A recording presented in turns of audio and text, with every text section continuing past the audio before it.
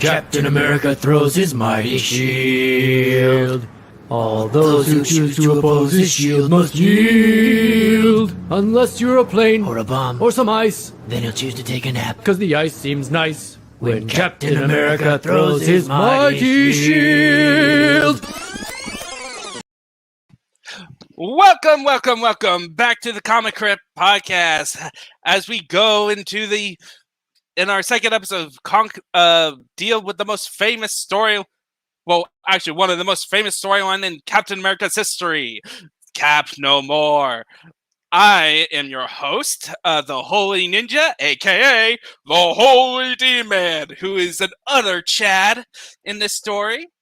And with me is... Have you ever heard of a man named Shar Aznable?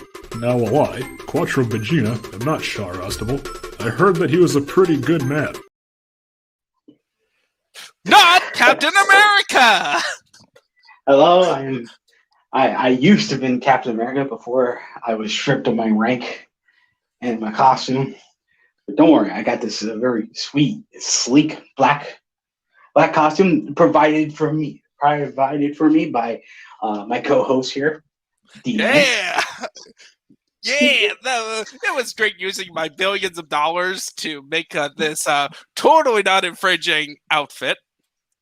And of course, speaking of totally not infringing, we have... it's a minor qualm. It's definitely not a deal breaker or anything like that. No, it is clear that I have defeated you in intellectual combat. Goodbye, brother.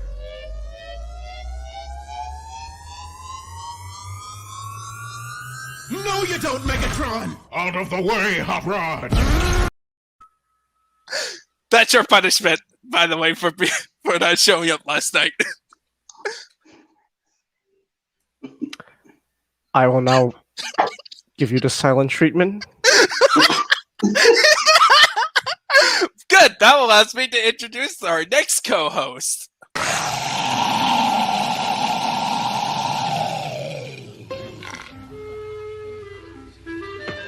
It's a minor qualm. It's definitely not a deal breaker or anything like that. No, it is clear that I have defeated you in intellectual combat. Hand over your channel and your ass. Yeah. Believe it or not, despite not being Captain America, I was the one who was frozen in a block of ice for a week.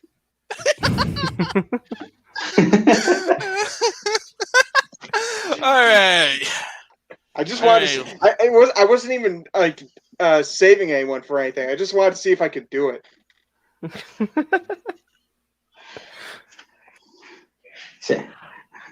All right. Is everything shared? Yes, we can see. Yeah. All right. Cool. So I did not do dates on this story. I forgot to do the dates. That's the one thing I forgot. So we're doing Cap No More, which took us, most of us, 18 issues. Some of us went beyond that. Because 18 issues, I said. It's going to be a breeze, I said. Oh, there's tie-ins. Yeah, you kind of didn't mention that, so I didn't know that. So I was like, am I supposed to read these or not? To be fair, I kind of forgot what was going on in those tie-ins, and just mostly paid attention to what was happening in the actual storyline of Cap, being persecuted by bureaucrats. I just skipped the tie-ins. Yeah, I actually read most of them except for the last one, because the last one was like the conclusion to a big event, and it was 64 pages. Like, to be fair on my co-host and our viewers, tie-in issues, while they contain the Captain America No More, like Captain America No More storyline within them, they're more or less just kind of advertisements for the other storylines that are going on at the time of writing. Yeah. Yeah, and a couple of big ones, actually. Like, one major one that we will cover in the future, which is Armor Wars. We will cover that. Yeah. It will probably take us a year to get to that. Oh, you mean the whole thing with Tony? Yeah. Yeah. That's one David Michelini, and two is like it's another storyline that apparently the MCU is doing an adaptation of. Did they adapt that, or are they going to? They're going to. Really? They adapt elements, but Wait, how are you going to do that though? With Tony's dead, remember? War Machine. whoa, I got a question. How Oh. did they adapt Captain America No More without Steve Rogers? Okay, fair enough. All right, so this story is massive in scope. Like, you would think that that this would be a simple story. No, we have major factions. I put in 3. It's actually 4. There's 4 major villain factions in play. Yeah, You got Cap versus Commission. Versus the Commission. You got the John Walker storyline. Then you got Virgin Nomad versus the Chad D-Man. And then, not to mention, crossover there. And then you got Steve Rogers' self-reflection. And Snake Reagan! yeah, that was a thing. Yes! Oh no, comics aren't supposed to be political. Well, this one is very much show, but it's very well done. So Yeah, and very respectful, too, Well, yes, well, I in mean, comparison. the big thing was it's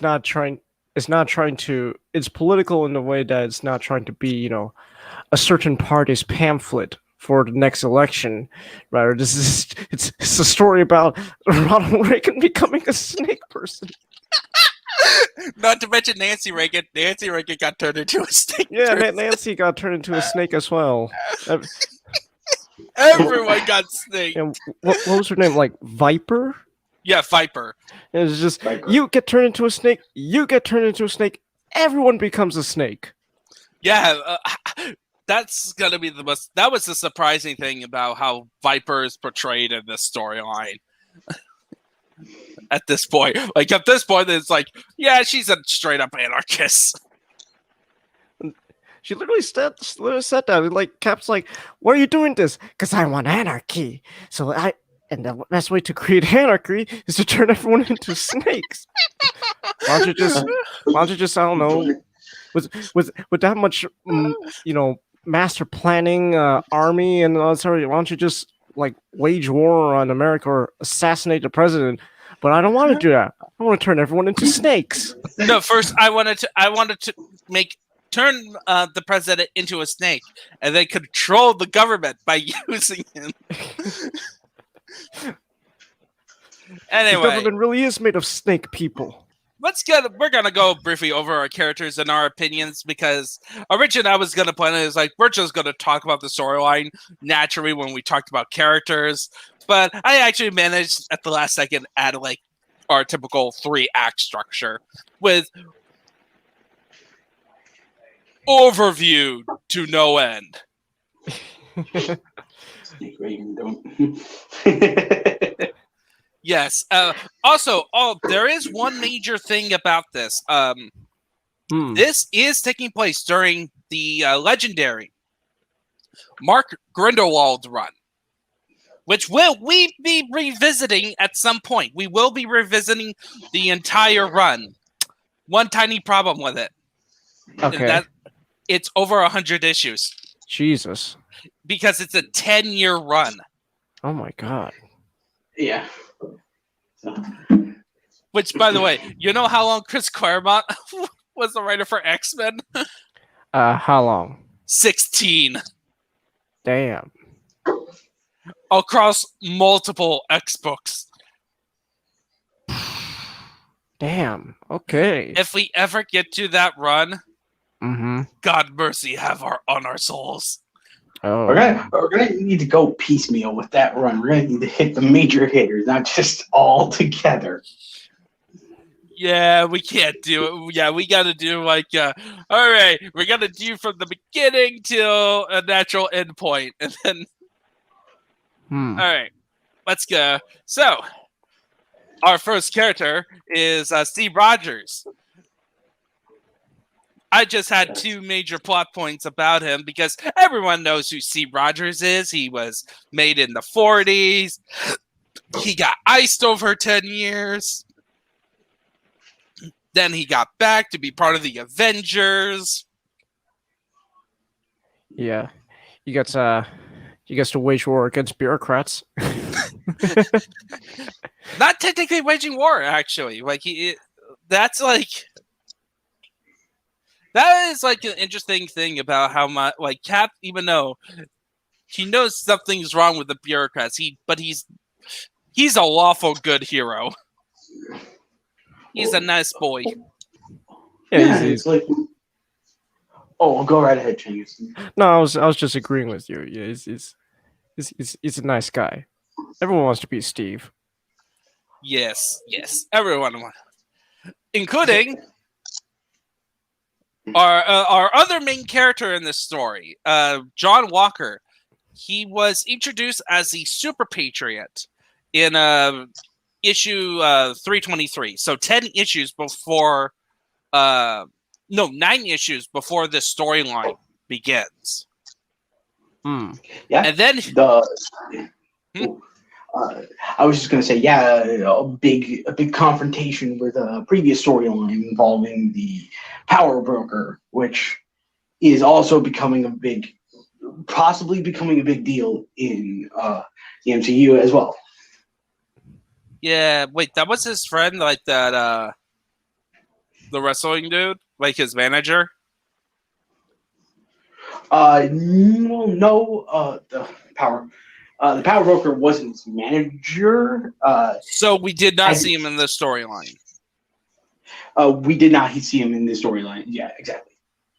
All right, but it's like, what is everyone's opinion on John Walker?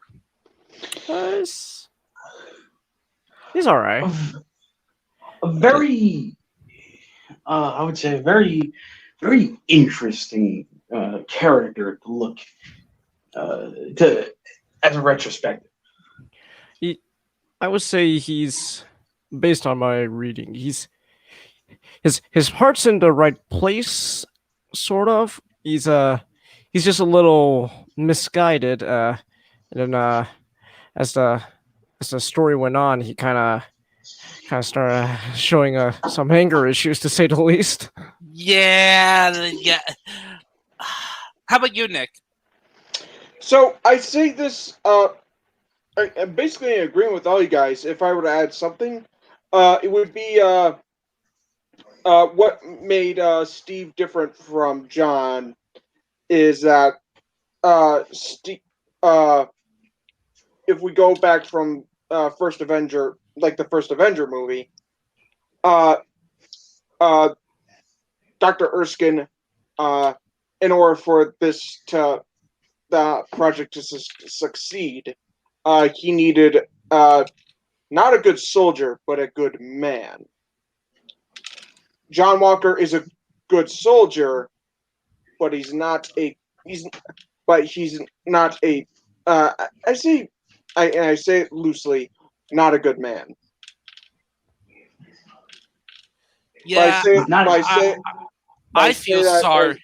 Oh yeah, definitely. I say that as not that he's evil or anything, but he's less noble. Yeah.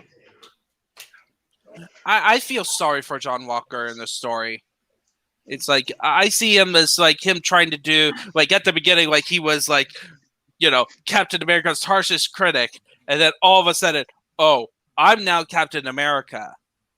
And I have this duty. I need to aspire to be like Steve Rogers. Because, I'm not unworthy to become Steve Rogers. And then as the story went on, oh, the crap that he gets through, and he just breaks. That's like, I know we're not covering the commission yet, but I'll say the best way I could describe the commission is the first episode of Rick and Morty. They're not robots, Rick. They're bureaucrats. I don't care about them. Yeah, but It's your expression, Maury. The bureaucrats. I respect them. yeah. Also, we have to mention his best friend, Lamar Huskins, aka he became Black Bucky for a while. He was Bucky for a while. Oh no, go ahead. No, I was just gonna say he later became Battlestar, and he's pretty much the only closest friend John had when he was still rolling with Ethan. Yeah, and he's the only. And he's loyal. Very, very loyal. And I love my favorite moment with him is actually when he first meets Steve Rogers, and like he was asked, "Did you take the name Bucky?" And then he said, "Yeah, but it was given to me." Like, and then Steve said to him, "Did you live up to his name?" Because this was before. This story takes place before Winter Soldier, so this is not in continuity yet. So right now, Bucky is still viewed as like an honorable hero who died in the fighting. And he said, like, I tried. And I just like, yeah, that is like sums up these two characters, really, is that they try to be the older heroes. But there was something going back, and one of them is out of their control. Yeah. One of them has some anger issues to take care of. Then we got the best character, new character I read, D-Man. D-Man. Yeah, he's great. I call him, he's the Chad. This dude became one of my favorite characters. He's great. Like, so I have to ask, they actually did bring this up in the comics, so why does he look like Wolverine? I don't know. I just think it's funny that he's also looks like Daredevil because of the D and the yellow and brown outfit. That's Daredevil's original color scheme. And that's really? His look. Yeah. Oh. If I may make an injection, not to stamp on anyone's toes. I think it kind of has to do with the fact of a lot of wrestling tends to take gimmicks and ideas from pop culture. I can name numerous examples of wrestlers who pretended to be very, very copyright friendly versions of superheroes. Please don't sue us. and so I think that was what D-Man whole thing was, is I'm something recognizable that you know, and that's sort of my gimmick. But at the same time, D-Man also wanted to be very much a superhero even before meeting Captain America. Yeah, this is like D-Man is an awesome character because he is like, the best, in my opinion, based on like this reading, the best, the most truest Captain America sidekick other than Bucky. Like, because he wants to be a hero, he wants to do the right thing. He just can't because he's a wrestler, right? He has skills in fighting, but he's fighting against super powerful women with super strength. He really is. He literally says he's a newcomer. He's not really sure what to do. So it's like he comes off as this guy who, like, his heart's in the right place, but at times he's a bit out of his element. And but you still root for him, like, hopefully you'll make it through. I kind of don't want to joke about this just because I have that much love for D-Man, but bless his heart, but he's a fucking idiot. At times, like, but it's like his idiotic moments are reasonable. Like, when I was reading the moments, I did not read that, he was a he was a total retard. Why didn't he do this? It's like, oh yeah, that makes sense for his character. Like, or like, I can understand why he would do this, do such and such a way. Yeah. Tell me about the rabbit, Steve. No, that is not D-Man. That is no, Nick, Xeno Falcon. Goodbye, brother.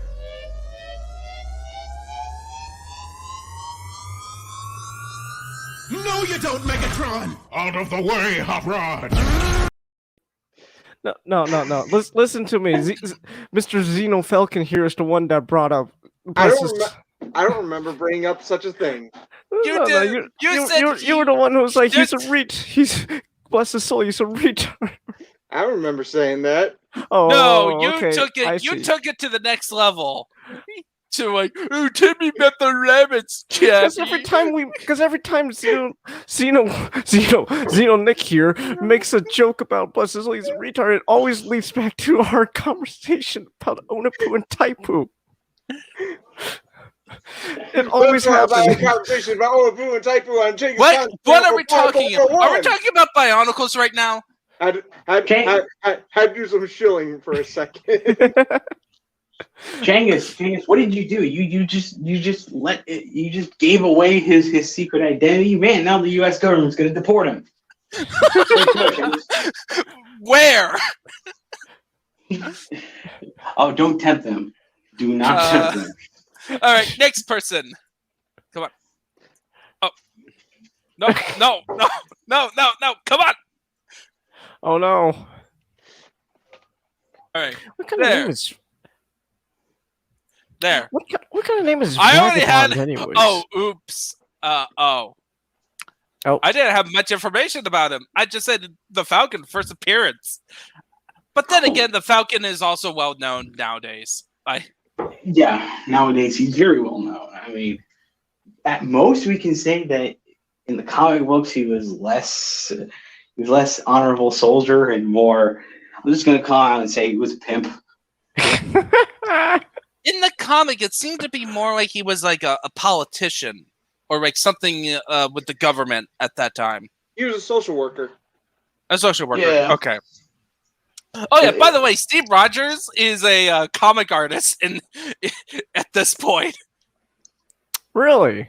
Yeah, there's a little brother that he took a leave on his job at Marvel Comics during his return issue. Like, where's Steve Rogers?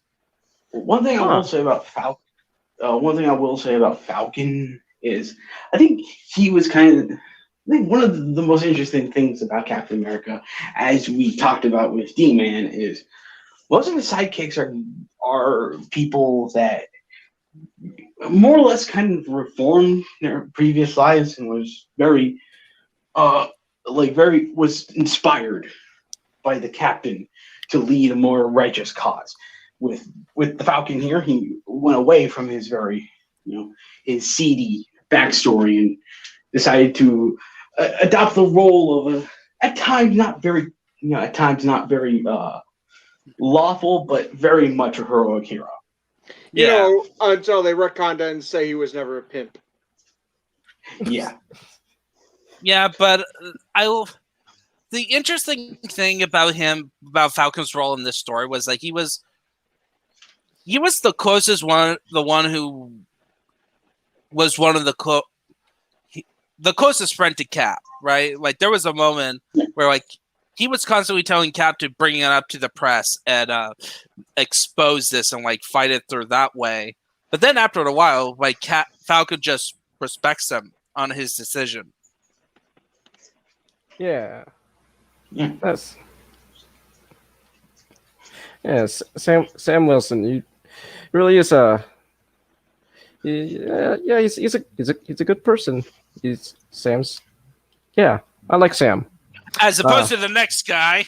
No, this guy. This guy. Yeah. This asshole. This jerk off right here. Oh my god. So what is his background? I don't remember. I believe he was. I know he became Nomad because Captain America became Nomad at one point. So technically, this storyline is a repeat of a type of storyline where Captain America gave up his identity. It became another hero. Yeah, because Nomad was sort of Steve kind of, as the name suggests, it was his sort of questioning his love for his country, because, well, I don't remember. I think he did something bad, and so he's like, oh, like I can't be a Captain America if this happens. So he decided to become the Nomad after a while, and then I think around 318 to 323 had a big character with this one here, right here, the second Nomad, where I believe they teamed up together, and then afterwards Steve was like, I think I'm ready to become Captain America again. Here you go, young lad, you are Nomad now. Yeah, he's a jerk. He is. How the hell is Jerk this guy is a fucking hero? Jerk is an understatement. This guy character is- would fit the boys. Yeah. God, Jack Monroe. That's his real name. This version Nomad. No, he's Wait, Monroe. Does that mean his last name's French? I should That's have, why. I should have That's known. I should have known. Of course, the French were behind this. Yes. But yeah. Also, he's homeless, which comes important. In the next character, Vagabond. Very nice looking lady, like a very nice lady. Like, and by the way, so Vagabond is just a term of like a criminal on the road. That's So horrible. Well, why would she name herself Vagabond then? Well, because she was because she was in love with Nomad. See, when I first read her name, I thought I read it as Vagabond, not Vagabond. So it's like, so you're naming yourself after your own genitalia? Oh, okay. I actually did look up the official definition, at least on the internet. It's a person who wanders from place to place without a home or job. That makes sense. Yes. Oh, okay. It's an extension of Nomad. Yeah. Okay. See, when I first, again, I was saying when I first read her name, like I read it as Vagabond. So I was like, why would you, Nomad? Your girlfriend's naming herself after her own genitalia. There, It was probably his idea. Probably was his idea. Cengiz, really? Look at it. What do you mean? The sausage spice boy returns. I summon Prohibition Hammer. Prohibition's only underestimated. Father? Son. Brother. Brother? Hot stuff. What? Curtailment. There. No. This is not something to do with anything. Oh damn, she's named after her pussy and stuff. Like, no, it was like, I was legitimately like, why would you name yourself that? That's weird. I didn't realize it was like an actual term. And Yeah, how about you actually, I don't know, type it out online and look it up? reading a story, I got infested. Can I make an addendum to Jack Monroe over there? Yeah. The Nomad. Okay, so I finally figured out who he is. He was 1950s Bucky. Okay. He was He was the anti-commie asshole one. Yes. Huh. Yes, that was the thing. So, because what happened in comic books is that Captain America ran after World War II fighting the Red Scare. But the problem was his comics were not popular, and then Jack Kirby brought him back as part of the Avengers, and saying that he fell into ice during World War II. So they had to explain what was Captain America doing fighting commies in the 1950s. So they explained it as part of Captain America's lore is that the U.S. government is constantly and has been constantly trying to make a new Captain America serum. And they keep having horrible side effects. With William Burnside, who was the 1950s Captain America, who was both he and Jack were both suspended in animation, and then they were released. Whereupon they went on a rampage and tried to kill Cap and Falcon. Oh, lovely. Oh my. Oh my. So no wonder he's a jerk to his girlfriend. He's still a part of the 50s or the 40s. It still doesn't make us like you, Jack. Yeah, it actually makes us hate you more. No wonder you hated D-Man more. Oh God. I'm glad he didn't meet the Black Bucky, Battlestar.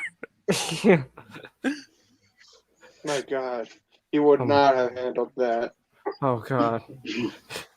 So you're the new Bucky? Yeah. Why insert racial slurs here. Why would Steve ever allow to be a Bucky? Jesus, Nomad. Calm down. This ain't the 50s. Yeah. All right. And then the final character who was an ally of Cap, only for a short while though, is Diamondback. Yeah. She first appeared in 310, and her shtick is that she's a bad girl who wants Captain America to love her, and then she'll turn good. That's not how it works, Catwoman. Well, people. Maybe Steve's just into. Oh no, Steve's not really into it, but some people, they're into the. You're a bad girl, huh? Yes. Fortunately, Steve's too lawfully good to notice that. And he already has a girlfriend. Well, who wasn't a factor in this story? The Bernie is his ex-fiance. Yeah, ex-fiance. Okay.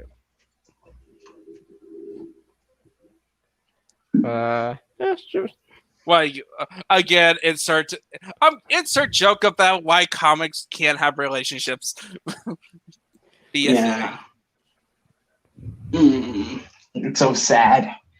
I could talk about it for hours, but I wouldn't bore you guys. Yeah. Anyway, so next up, I think the next is the commission. And oh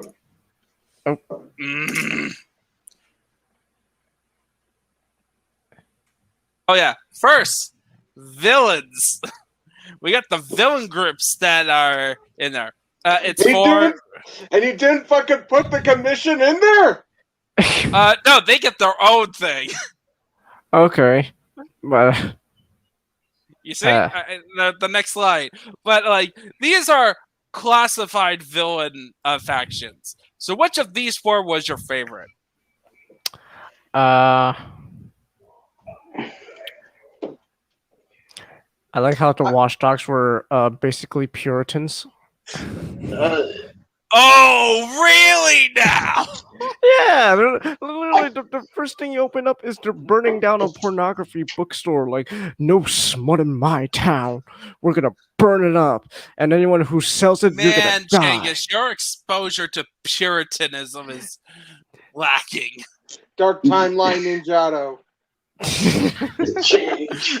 This Dark episode, timeline. episode 2, is me becoming darker, much like John Walker. Like Genghis is stupid. That's literally what. That's literally. They're literally the. You know They're the the. Southerner stereotype. It's like. That's literally they're literally like the KKK for the South. Yeah, they're like a mix of all the worst things. They're like the bad Puritans, the KKK. They tried to lynch Lamar. That was the thing that happened. Yeah, That I was will the say thing. this about the Watchdogs. They're vaguely racist. vaguely. They're Vaguely. I don't know about no offense now, but I don't know about Well- vaguely. Like, Well, because they're making an excuse to want to shrimp Lamar. They're making an excuse for it. They're not like, oh, we're gonna string him up because he's a black man. They're making an excuse for, oh, we're gonna string him up because he does pornography. Like real racists aren't that, they don't make excuses. yeah, but at the same time, it's like But okay. that's like saying- it's Like if you're ingrained with like an ideology that is like Nazism, right? Like they may not put like even though they put in their racial slurs, but they equate the racial slurs along with the moral stuff. So it's not like, oh, we're sending the Jews to these wonderful summer camps, not because of their Jewish heritage, but because of X, Y, and Z. But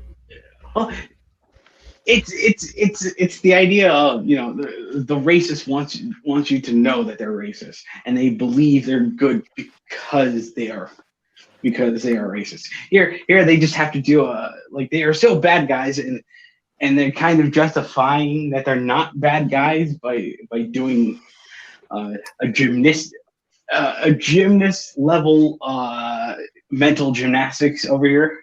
They got the goal on that one.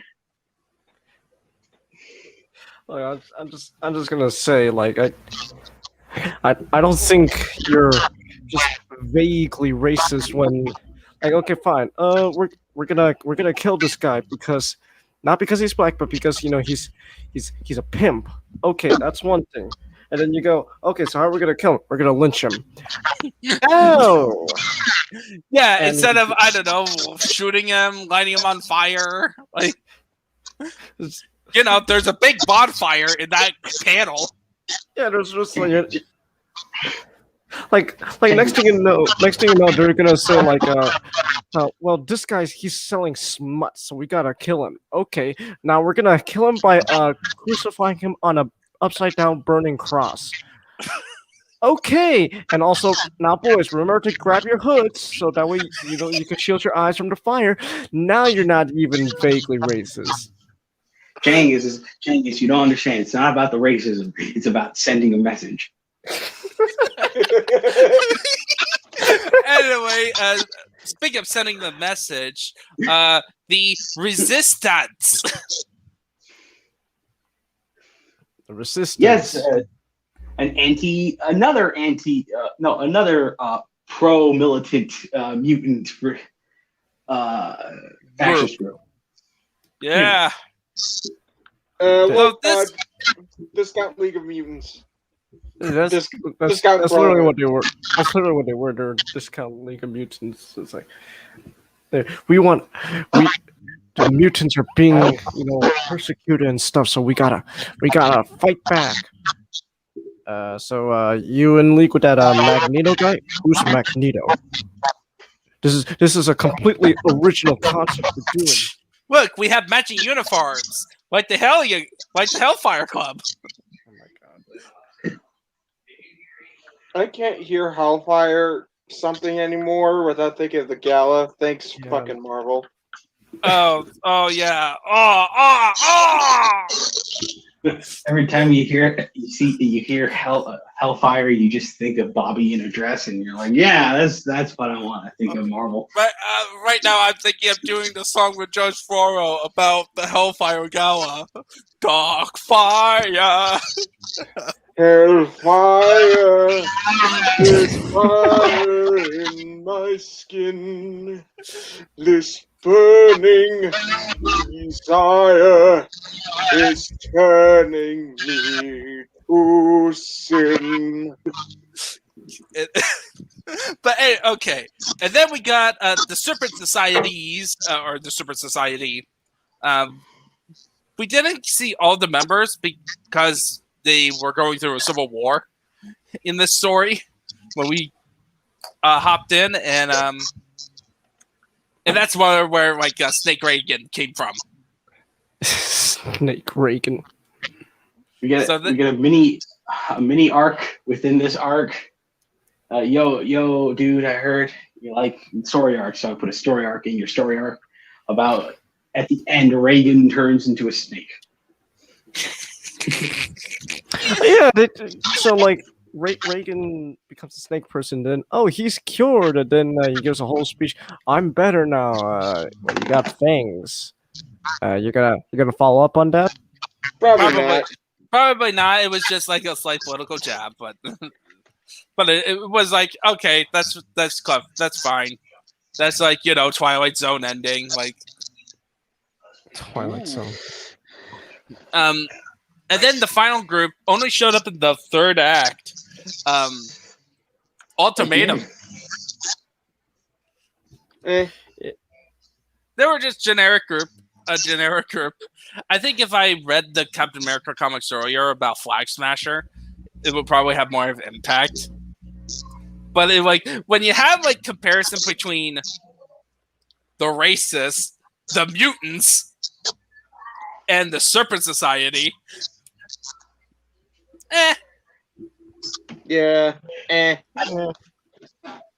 guess they're just there in order to facilitate the big twist, which we will get into. Don't worry. But of course, we got the biggest villain of them all, Bureaucrats. Wait, did we skip the Serpent Society? No, we just finished covering them, and then we went to cover the ultimatum. Oh. Ultimatum is the shortest one, but we were talking about Serpent Society when we talked about Snake Reagan, and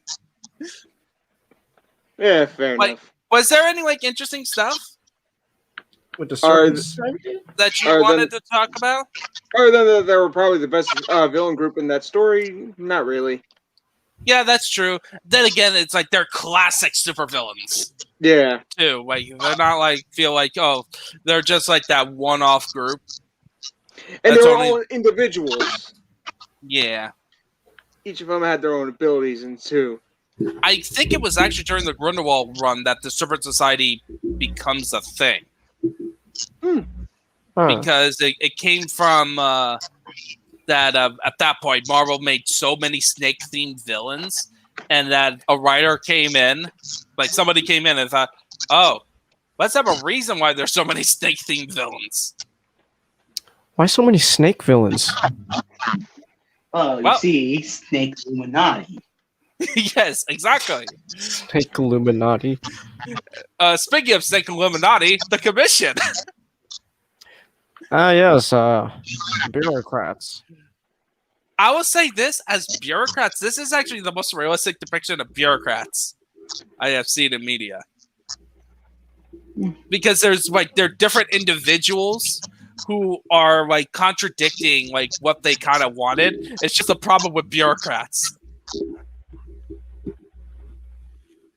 They're a group that has a lot more conflict with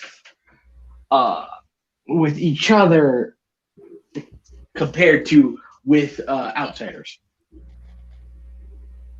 Yeah, because it's more of they're. I like it how in the story is every time they react to a decision Captain America make is that what should we do? What is the right thing to do here? Or do we I know we should make sure he doesn't wear the outfit at all or anything like it.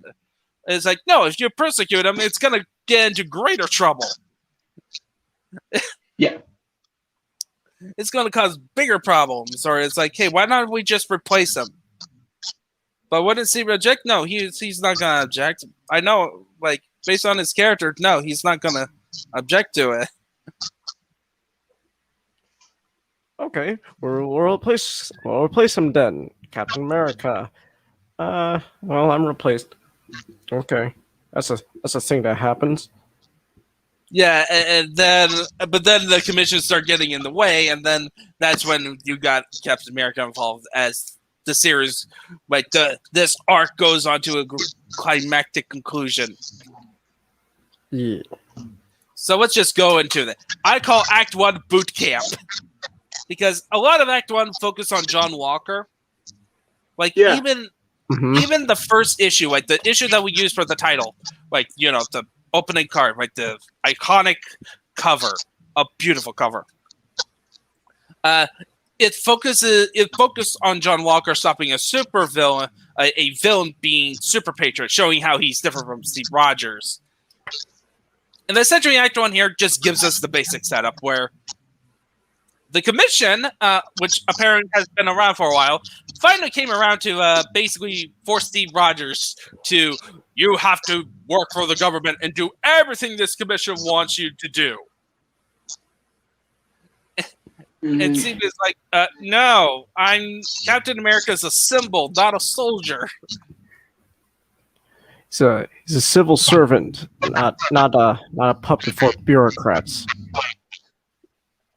And I like it how in that issue kind of highlight who Captain America is. Like, is Captain America a soldier that works for the government, or is he something more like what he's supposed to represent? And that's what Steve Rogers built him up to be. And that's when he gave the shield away.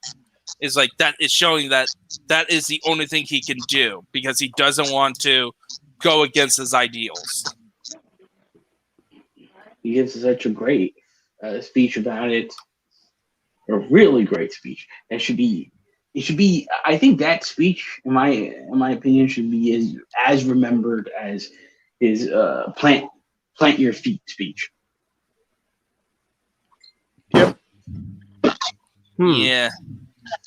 And the commission's response at first was like, "Hey, let's just try to persecute him." And then the lady, was the smart one, and basically said, "No, let's pass the mantle." I think what was interesting with the next issue onwards was, at first they were kind of really surprised, kind of showing this idea that, oh, obviously he's going to agree because they have this opinion of Captain America that he only cares about his image compared to his ideals. And so they're really surprised that he just gave up, he willingly gave up the suit and shield. Yeah, the reactions were just, he's not going to reject. Captain America rejects. Oh shit, he actually did it.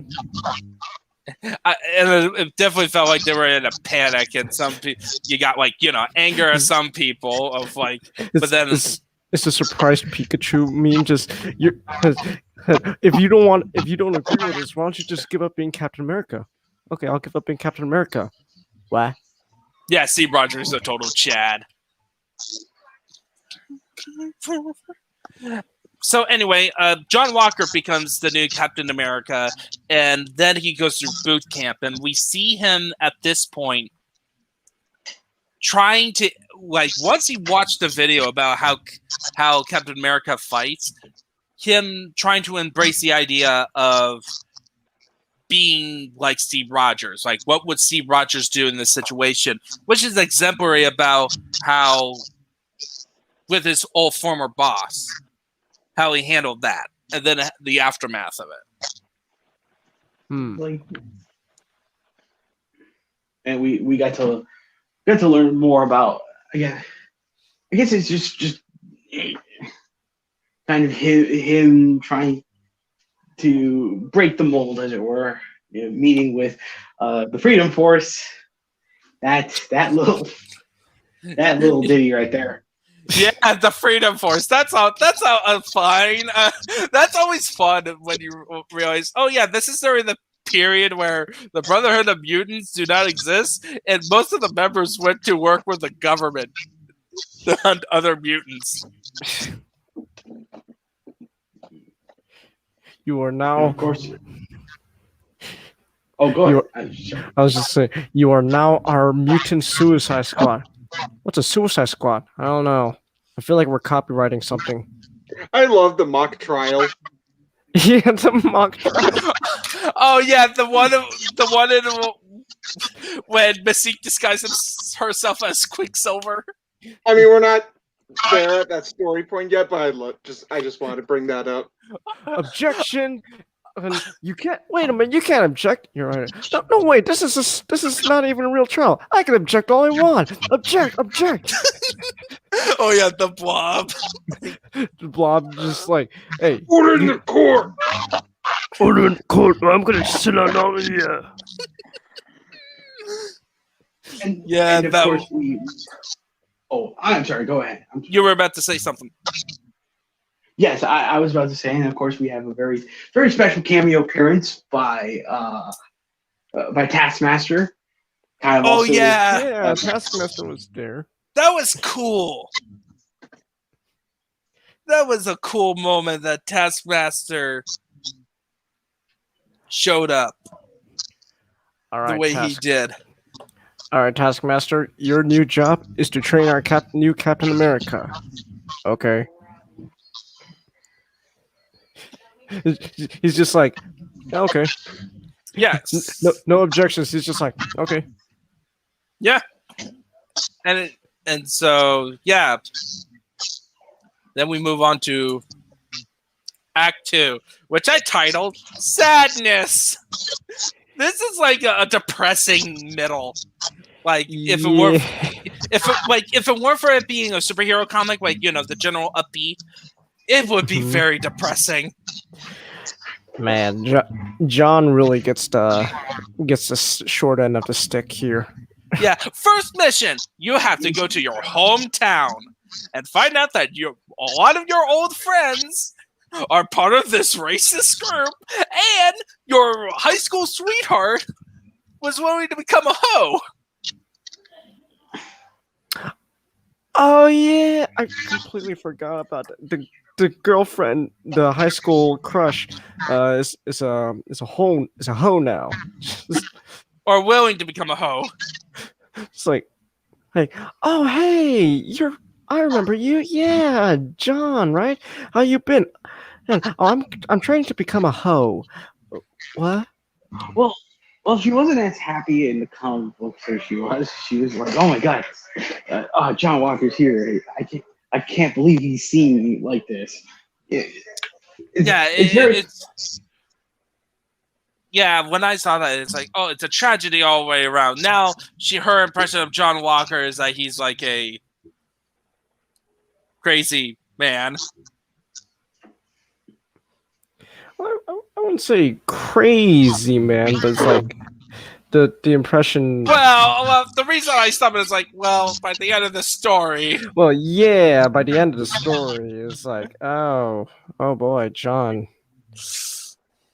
The time has not been a friend of ours. I became a hoe, and you became whatever you are now. Just what do you mean? What do you mean? Whatever I am? Well, just you kind of murking everyone. Murking. Yeah, it's.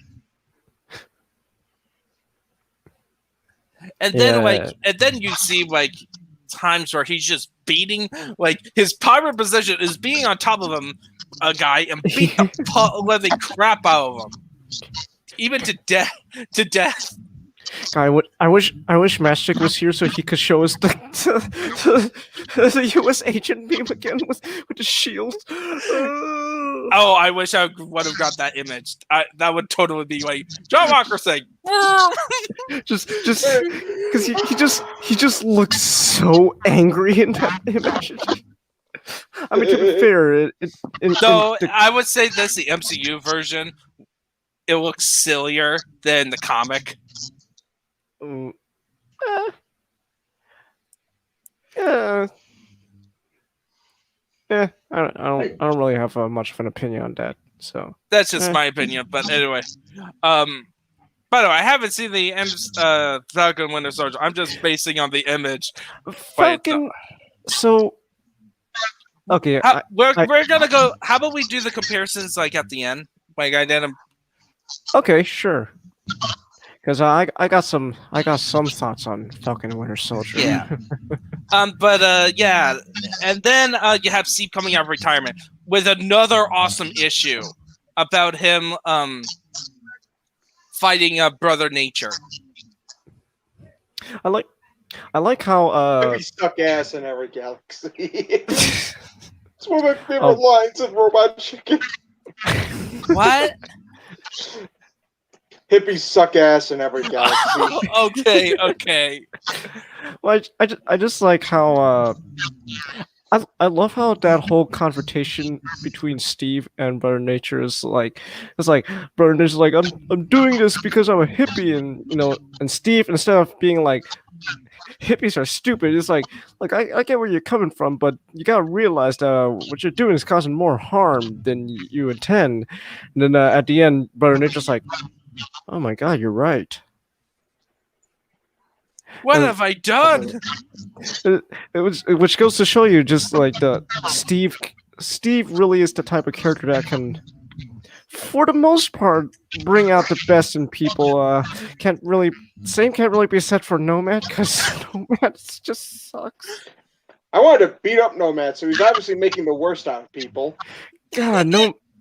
Again, like, Steve, I love you, but you've made a. If there's one time where I have to say you really screwed up with a choice, yeah, you screwed up with Nomad. Good God, no. Nomad needs to be a sniper shot as part of an arc of introducing the real Bucky. Oh wait, that happened. Really? Yes, it happened at the beginning of the Winter Soldier arc. That's amazing. It begins with Nomad getting murked by him. Good. Nomad gets what he deserves. But he goes up, are you James Rowe? Yes. Boom. And nothing of value was lost. Yeah, but so this is when, like, he, after Brother Nature, he becomes the captain, wearing his non-trademark infringing outfit. He and his friends tried to become superheroes, and end up getting arrested twice. Look, it's Captain America. Oh, I'm sorry. Look, it's Captain America. I was just gonna make an Austin Powers joke. Look, it's Captain America. Due to copyright laws, we cannot say it's Captain America. Still, we should treat him like he is. Except they don't. They treat him like, do you have a license for that? Well, we can't. Oh no, go ahead. Well, it's like they can't. He can't pass himself off as Captain America because he's wearing. No, I'm sorry for interrupting you. No. He can't come off as being Captain. It's like he can't come off as being Captain America because he's not wearing the right uniform, and Steve is just way too busy perfecting his Donald Blake cosplay. Oh, Donald Blake. But yeah, it's like it's so interesting that during this part where he becomes the captain, that he's trying to figure out how to be, Captain America without getting in trouble with the commission. Because bureaucrats suck. Yeah, and local cops apparently suck in this arc because they constantly get thrown in jail along with the criminals they beat up on.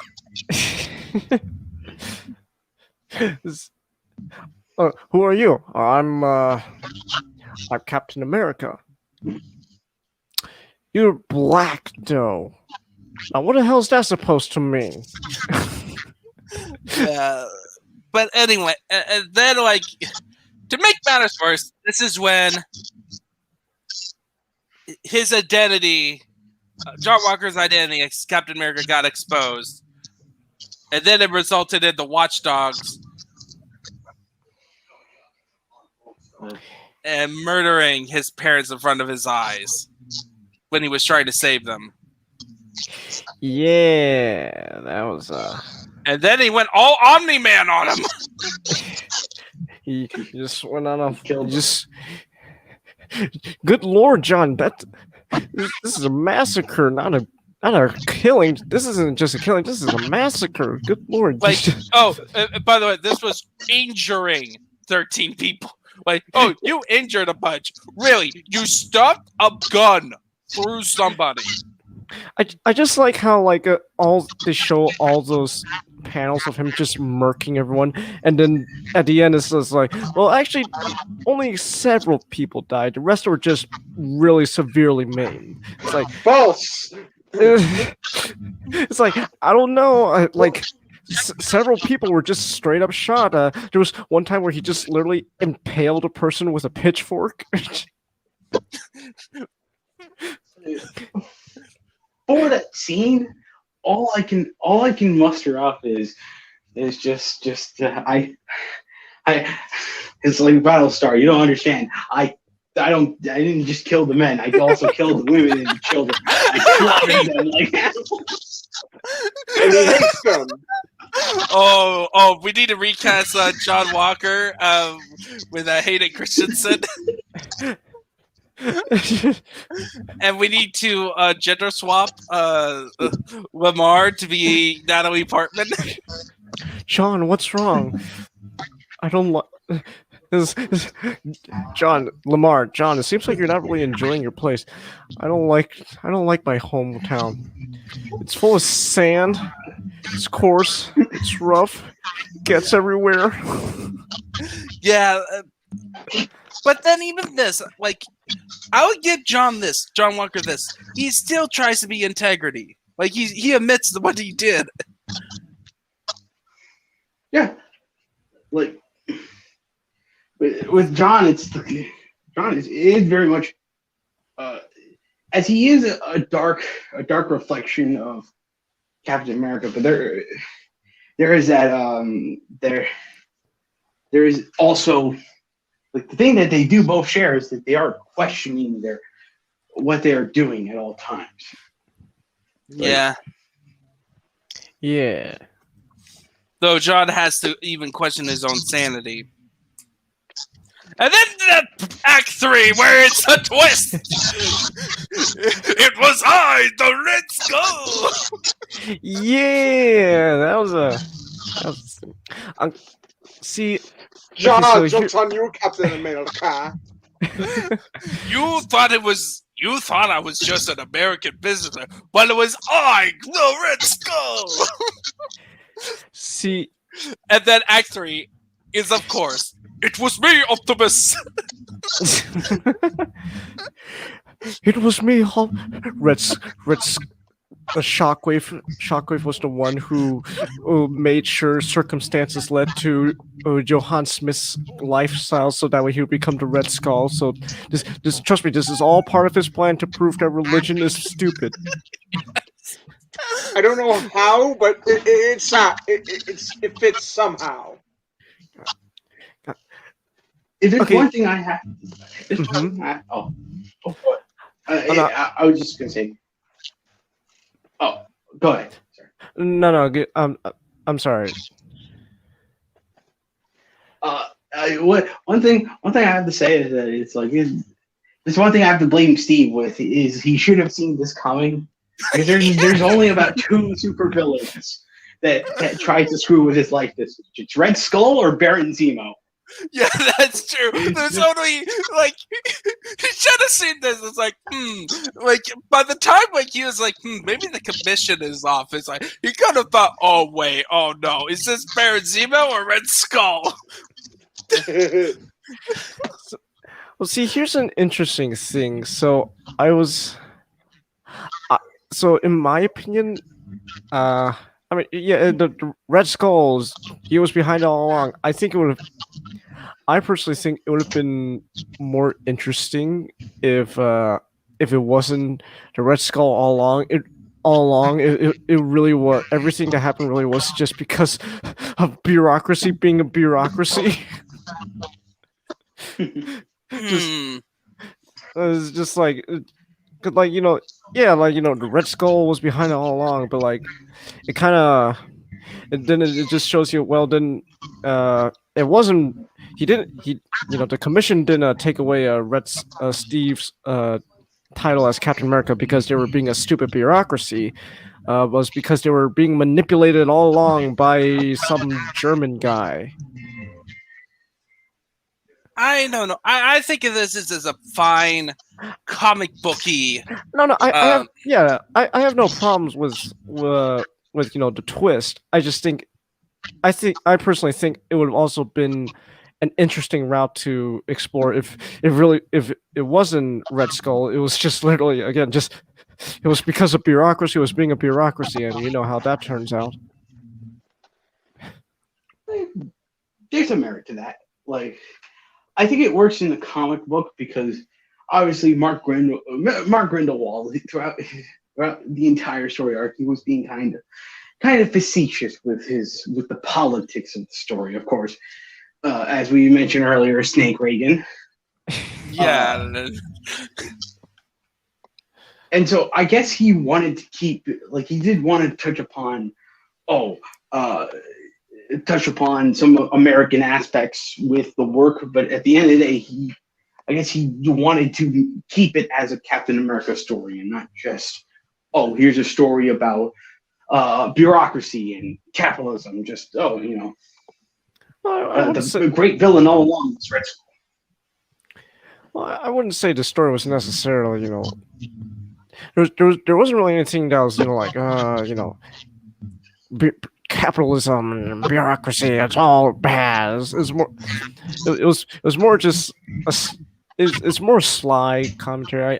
And again, I'm not saying I would have preferred if they didn't do Red Skull. I just think it would have been another interesting route they could have possibly went. Yeah, I agree with that. I agree with that. Well, also, I think what helps it a bit more, you have to also get in context of a long-running comic book series, and like the Red Skull has been dead for a while. Like, since issue 300. That's true. And so,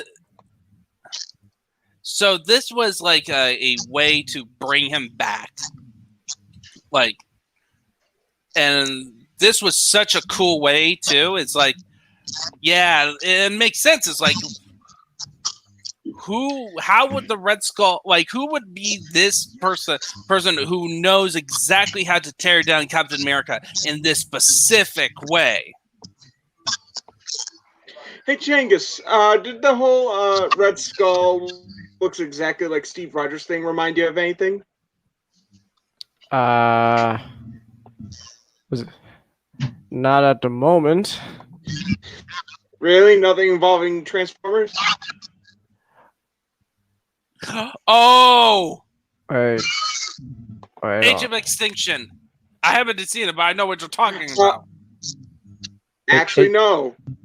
Although I didn't think of that, I can kind of get where your thought process is. Not bad. No, Age of not what I'm Extinction? thinking. Wait, hold on, real quick. Not what. I was probably thinking of how Galvatron was meant to look like Optimus, but no.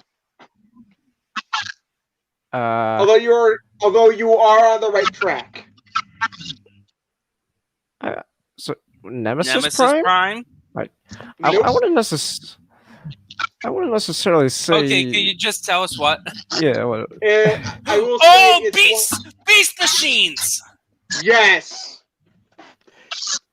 Wait, what? The ending of Beast Machines. Ninjago got it before you did, Shangus. Hold on. Just letting you know that. The ending of Megatron uses his spark to go into optimal Megatron. Yeah, but But anyway, but I do like it how this story, like, this was such a cool way to reintroduce Red Skull to the modern era and how he would operate. Yeah, it's a shame though that Red Skull couldn't keep his Steve Rogers disguise for long. Though that was mostly due to arrogance on his part. Like, haha, I got you where I want. I'm gonna torture you for the rest of your life. It's like I'm going to make sure your life is terrible while having a ray gun pointed at his own head. Well, yeah, but the thing is that it also showed it gave a chance for John Walker to sort of redeem himself as a hero. Yeah. And it's like, like the man who has been screwing with him for over a year and like did horrible things to him. And now he can at least hit back and give a chance to redeem himself. Like, I love the ending of this story where the commission, after the Red Skull, but we skipped a lot of stuff actually. Like, holy crap, we didn't mention about Flag Smasher. Oh yeah, but he was actually a relatively small part anyway.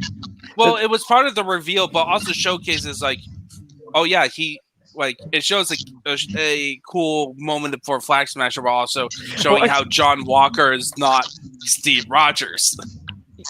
Yeah. So really the biggest thing about the whole Flag Smasher part was poor D-Man. He came out as a hero. He survived though, thankfully. Well, that is but it's not revealed in this story. Yeah, I think it was revealed it's like later. It's like I'm assuming it was a retcon because Yeah. No, a few issues later they bring him back. Oh, okay. Because it looks like they were really setting up something interesting, with the whole comparing D-Man to Bucky and how Steve is like, oh my god, it happened again. Oh god, it happened again. Yeah, and that really, also, and that now just puts a new dent into his whole thing about can I be Captain America without being Captain America? But even not being Captain America, I couldn't save him. Oh god. So it felt like they were setting something up, and then he's D-Man comes back. I think that was just they were setting up something that would have been interesting to explore. Yeah, I would agree too. Like, I thought he died and then brought back years later. Like, yeah, but then turns out he's brought back a few issues later. Okay. Oh, come on! Like, I'm not complaining. I like D-Man. Oh yeah. It's just come on. It's like, yes, D-Man. Wait, why couldn't they kill Nomad off? And again, D-Man is a Chad. D-Man really, he's D-Man is just like. It's like I don't remember the exact meme or quote or whatever, but Nomad's like, hey, just what the hell do you think you're doing, D-Man? I'm doing my best. Yeah, and then what it turned out when we were talking about this comic and about how awesome D-Man is, Xenomic brought up he's gay. Yeah. Yeah. No man, stop trying to steal my girl from me, D-Man. I like dick. Yeah. That changes nothing. Yeah, that changes nothing. Dick or pussy, you're trying to steal my girl. No, I'm not into your girl. Oh no, man, how many times do I have to tell you? You know what? It's over, vagabond. We're done. Gonna go get drunk somewhere and be a bitch about it. Okay, good. I was looking forward to that. Nice. Also, remember how he said, girlfriend dumped him. Yeah, no. No. No man's like gay or not. This man is clearly a sexual need. Yeah, and so by the way, the reason I brought up him being gay is it's not to like say it's not. It show how awesome this character is. I didn't know that D-Man was gay, and then it's revealed that it's like, oh, that's cool. Like cool. This is actually a gay character that I really want to read more of. Hey, here's the thing, Marvel. You're all about, where's more, representation and stuff. You got a gay superhero right there, D-Man. Yes, we want. I want to see, like, if you ever do a Captain America anime series, have D-Man as like his main sidekick. Like, yeah, Yes. yeah. I kind of don't want to see this Marvel do it. Oh No, yeah, that's true. no, but That's no, true. no. We're just doing imaginary that it's competent Marvel. Yeah. Yeah, no, Yeah, not current Marvel, but again, it's like, we need more gay heroes. You got a gay hero, D-Man, and he's great. All right, guys. This Fantastic is Also, this is a segment. also, he may or may not be currently a vampire. Oh, that's I am weird. not entirely clear on that. Okay, that's weird. So But hero, anyway. it's just that So Jubilee situation. Okay, Wait, Jubilee's a vampire? she was at one point. Okay. Yeah, they did some weird stuff with Jubilee. But anyway, so what was your favorite issue? Like in total, like from looking at the cover, reading the story, which was your favorite? Like, I'm gonna have to give it to the last issue. Even though it was sort of, I think, reading through it just the epic, this epic build up between the eventual matchup between the two. I just think at the end they made sure. Of course, I didn't buy it. I'm a dirty, filthy pirate, but they made sure that at least someone got their money's worth, because that was a great final issue. oh, yeah, and then also I loved how in the ending, I didn't get to it, but like the ending where the commission told Cap, like, yeah, you can be Captain America again. We are asking you, begging you to become Captain America, and he's just like, no, I don't want to be Captain America. And then it took John Walker to convince him. Yeah, that was. I guess I'll have to agree with not. I guess the last issue. Well, also it wasn't really Cap reject. It wasn't Cap. Steve wasn't really saying no, I don't want to be Captain America. It's more. Well, it was, but more like I don't need to be Captain America to do what I do. That's what I've learned. But then John Walker's the one who's like, look, man, if there's anyone who's gonna be Captain America, it can't be me. I fucked up too much. Trust me, you're best suited. And it's like, and he's like, if you insist, then I will. I'll take up Captain America again. But but the thing is, the whole thing showed, it doesn't need to be Captain America, the title, to be Captain America. Because at the end of the day, Captain America isn't what makes Steve Rogers a hero. Steve Rogers' character, him just being, again, a good person, is what makes him a hero. So yeah, I'll go with the last issue. For me, it's again the last issue, but like I also liked I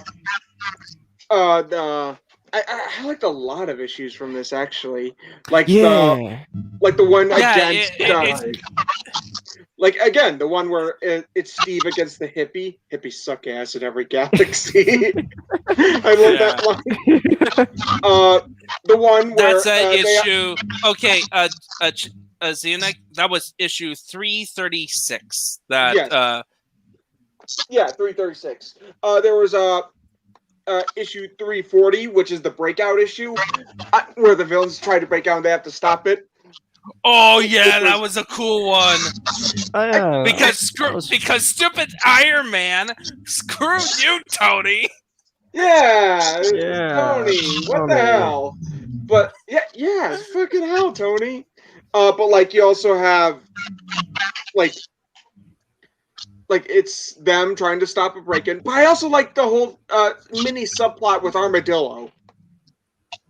Oh yeah, that was a great moment.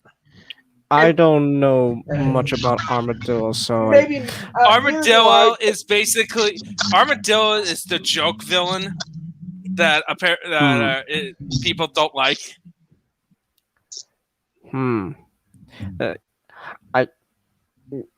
Me personally, I don't know Armadillo, so I hate to say it, but I didn't really get too invested, to say the least, with his little subplot.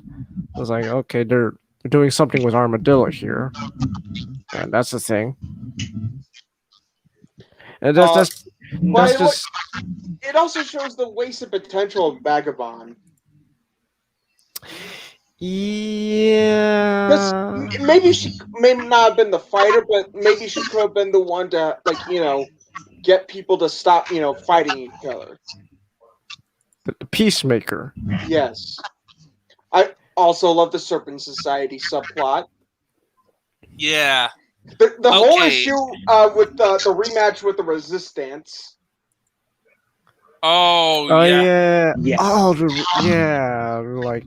Like John like murks them all, and then he's being chastised and stuff, and then Lamar's like, John, you okay?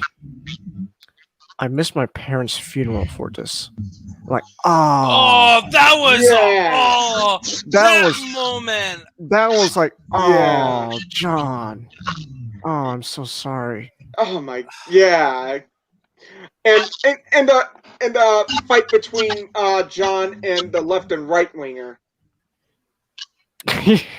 Left and right. Oh yeah. Yeah. Oh, which one? On when they first fight on stage, or the second one, where he's basically going out and telling people they're like their family. If I see your son again, I am going to kill him. Yeah, and then he literally beats them up, and they're like, please have mercy. You are without mercy, and now you beg for it. I thought you were made of sterner stuff. But okay, mercy. I know what my favorite issue is. 345. Subtitle Surrender. And it shows it's the one where John Walker snaps, but also at the same time. That's also a good one. Like, for me, it has everything. Like, the cover looks provocative.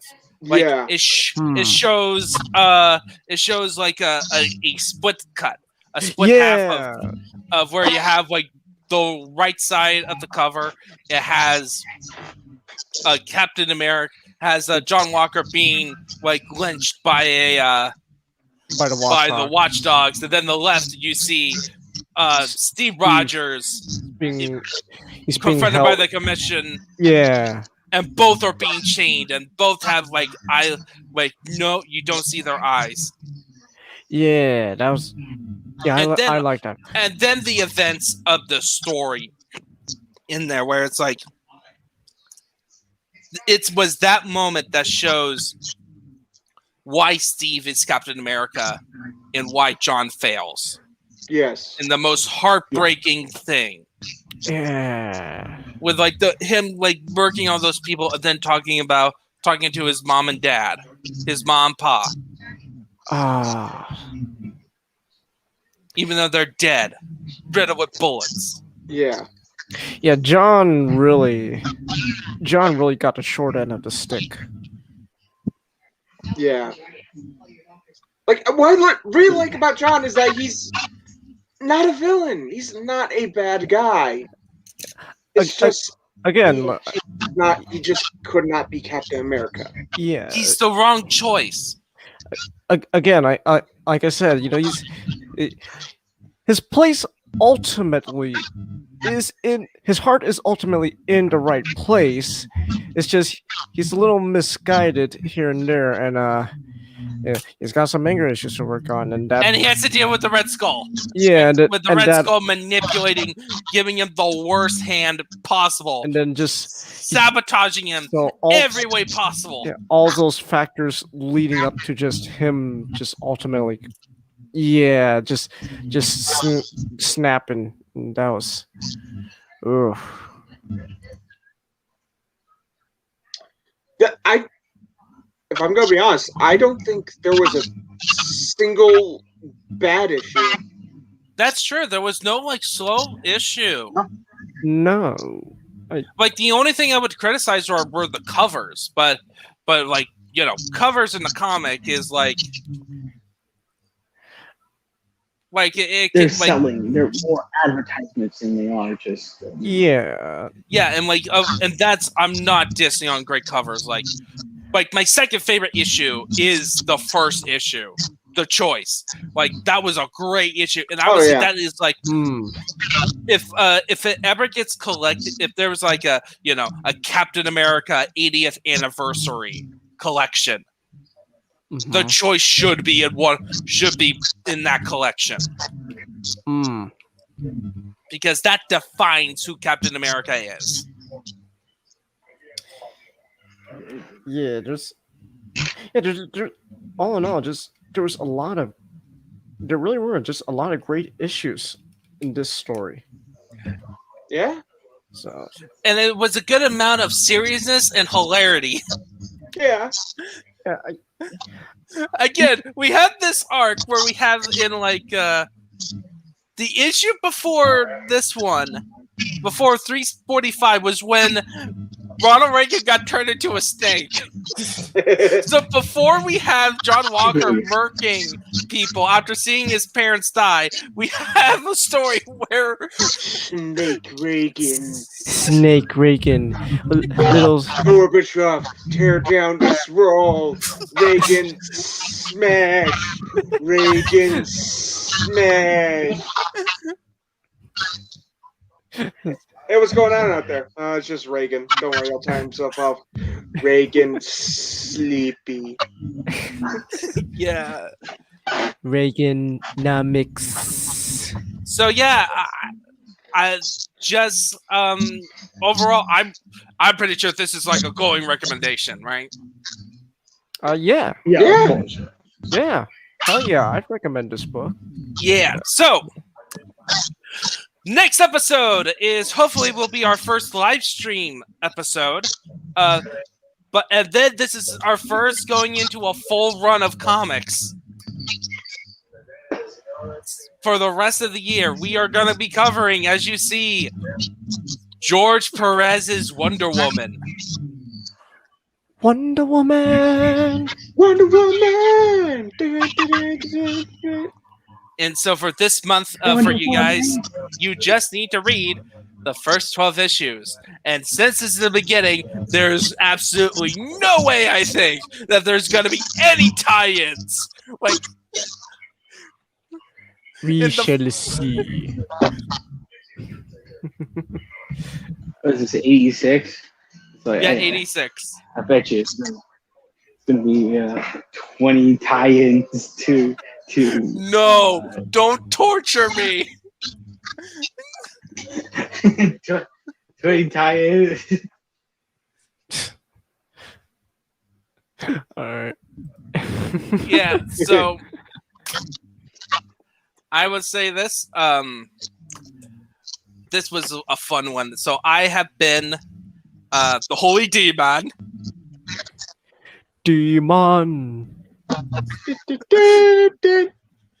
And with me was not Captain America.